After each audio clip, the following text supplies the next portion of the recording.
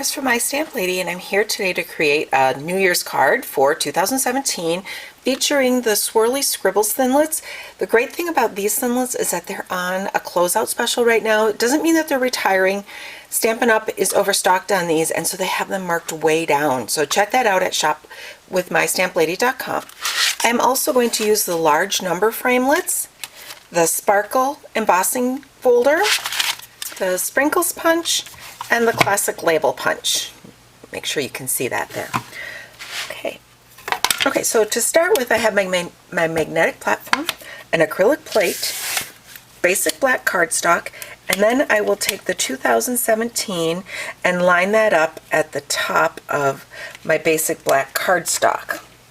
Grab in, and I'm leaving the bottom open here so that I can add a design from the Swirly Scribbles Thinlits. So doing my best to center this. I'm not really actually going to worry. If I'm a little off, I'm not going to worry about it. If that bothers you, take in a ruler and you can measure them, or graph paper or something.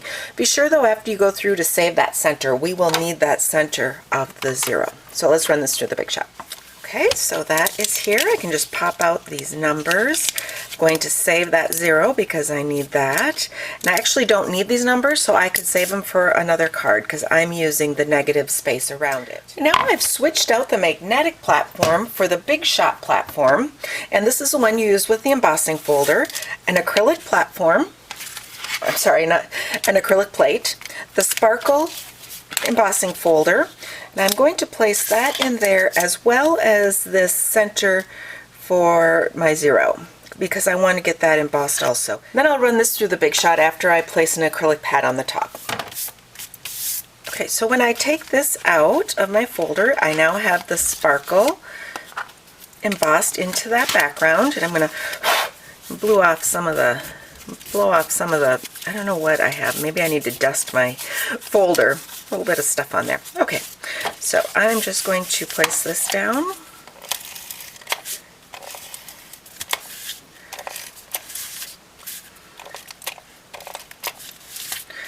Going around these die cut numbers. So now I'm going to use a dotted adhesive to go over that centerpiece. And then just slip this back into the center. You know, those numbers leave a little bit of, I don't know, a little bit of dust, paper dust, and so those are what's kind of getting back onto my card, but I'll brush them all off. Okay, so the next step, I'm going to use this gold glimmer paper, and so I have magnetic platform, acrylic plate.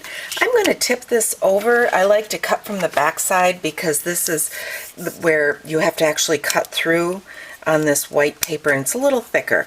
So I'm going to tip it over and put my die on the back side, an additional acrylic pad, and we'll run this through the Big Shot. Use my die brush to help me pop that out. There we go. Set that aside. A couple more little pieces to take out there. And again, I like the dotted adhesive when I have a lot of space like this that I'm going over.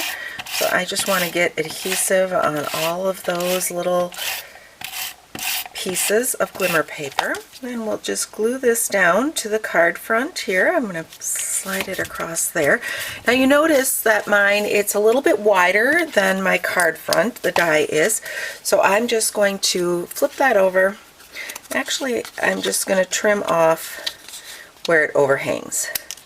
Now I want to use the sprinkles punch to get some confetti for this piece here. So let's just go in, and I'm going to punch out those pieces there. One little triangle piece. So let me gather my pieces. I'm going to use a smaller piece here. I want a couple more of these larger pieces, like right there, and one from this side too. There we go. So here's all my little confetti pieces. So I'm just, first of all, I'm going to place down the confetti kind of where I want to place the confetti, using these large ones, kind of going over here. And then I'll take my smaller pieces and place those on the card front. You can also use a tweezer, would probably help with this a little bit. I have all the confetti pieces where I want them. Now those are just placed on there, so I'm going to take some liquid glue and add some liquid glue to the back, and I like to hold them a second, just kind of hold them down till they set up a little bit,